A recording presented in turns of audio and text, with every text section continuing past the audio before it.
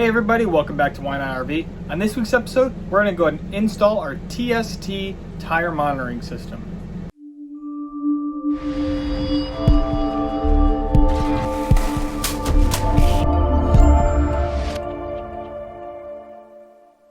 Let me start by saying why I picked the TST tire monitoring system. I had actually bought on Amazon a like $80 Bluetooth tire monitoring system when I first bought my RV, and the sensors sucked. I got it to connect to my phone immediately the very first time, but then like not really ever thereafter. It's like every time I went to go check, I was having a problem, and it was one thing after another, and it just, you know, the quality it wasn't that great. And I feel like that's a big problem with a lot of the tire pressure monitoring systems that are on the, we'll just say the lower end, aka not several $100s.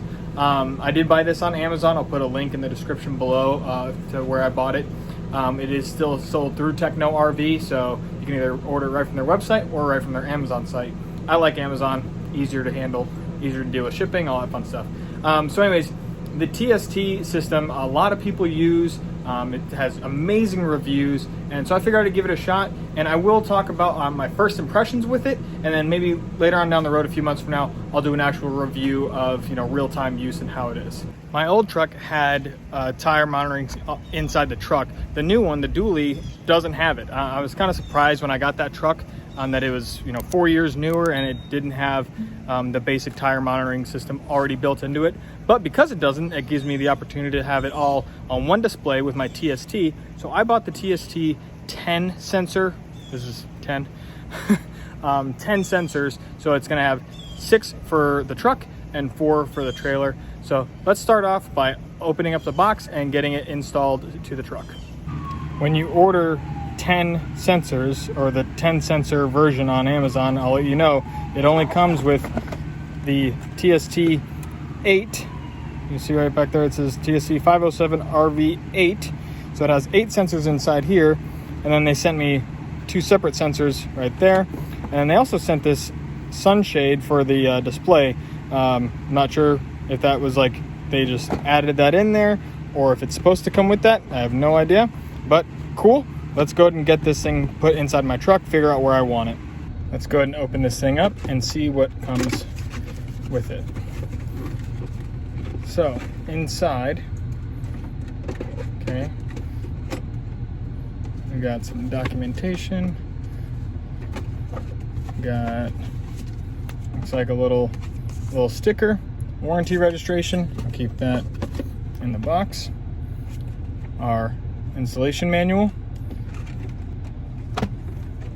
Of course, it's only 6 sensors. It says it's the 8 sensor version. Okay, I can see there's 2 sensors in the back here. So another 2 sensors in here. Suction cup mount, the repeater, dashboard mount, the screen. All right, so let's figure out where I want to mount this. Now, of course, your truck and your situation is gonna be different. Mount it wherever you like it. Let's play around and see where I'm gonna wanna put this thing. Okay, so I'm not really sure exactly where I wanna put this thing. So, you know, I can have it either up here on the suction cup mount, which is pretty good. I like it. It's nice and easy to read, but it might be blocking my view just a little bit. I can't really tell unless I go driving around. Or I'll put it down here where it's a little bit harder to read, but still perfectly fine. And it's still right, you know, it's right there. And more out of the way, I think. But I don't know. I'm gonna have to just play with this a little bit and maybe drive around with it and see what I like. But let's move on. Let's get power to it and get the sensors going. All right, so this is not as bad as it seems. I did read that on the reviews. Some people have a difficult time navigating this thing and how to set stuff up.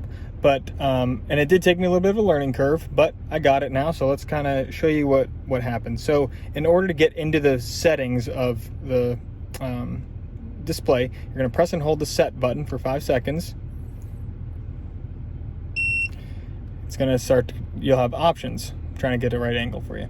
Okay, so right now it says high pressure set. So if you want to change the setting in that, you just click set, and now it has your high pressure settings. You can use the plus and minus button to set the setting, and you use the go button to cycle through which tires you want that you're telling it. See how that changes? So you press go, it shows that group of tires, boom, that group of tires, etc. Now, when you're done, let's press set again. It goes back to the main settings screen. So high pressure is set. Let's go into low pressure, set. And then you can do the same thing in here, plus or minus to change it, or the go button in the top left corner to cycle through the tires. I already did this, but we're gonna hit set. And then you also have the temperature setting. You have either PSI or bar, and you have Fahrenheit or Celsius. And then we have the Learn ID, which this is how you actually set the sensors to the device. Now with these cap sensors, the way they work is, I'll show you. Let's go outside and we'll get this one, we'll learn this one to it. So let's go outside. So now we are outside. Let's go ahead and show you what it looks like to get one of the tires set up. Now I already have them set up, but I'm going to show you what it looks like. So we press and hold the set button to get to settings.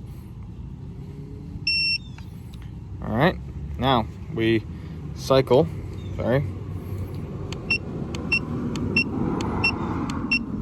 to Learn ID.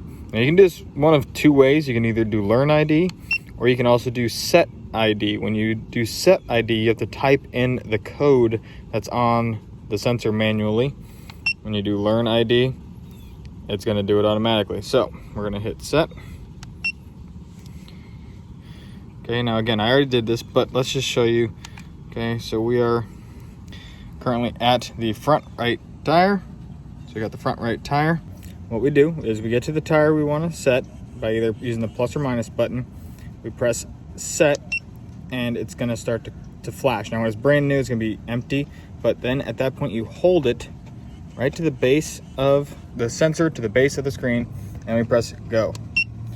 Now it's looking for the ID. You hold it right there. It's going to beep here in a second. There it is. And now what it'll do is it'll flash the code that's for your sensor. Obviously mine is already there.